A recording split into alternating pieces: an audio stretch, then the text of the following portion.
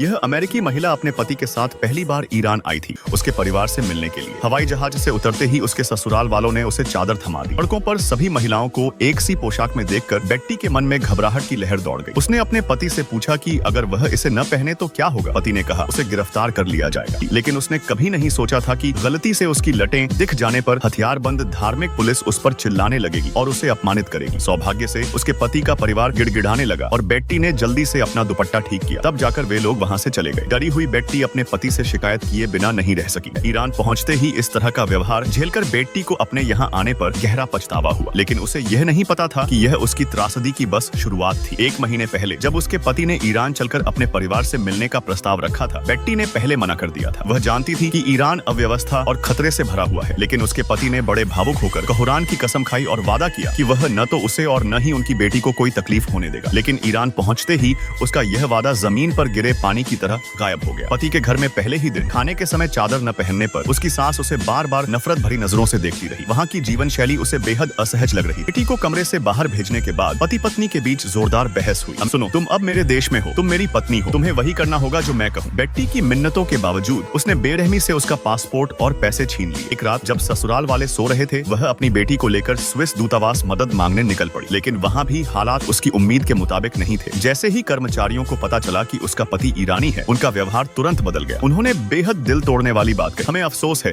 लेकिन आपको अपने पति के पास वापस जाना होगा। बिना पैसे और बिना किसी सहारे के बेट्टी को मजबूरन अपनी बेटी के साथ फिर से ससुराल लौटना पड़ा। वहाँ उसके पति ने बेटी को घुमाने ले जाने का उसका बहाना नहीं माना और उसे बेरहमी से पीटा।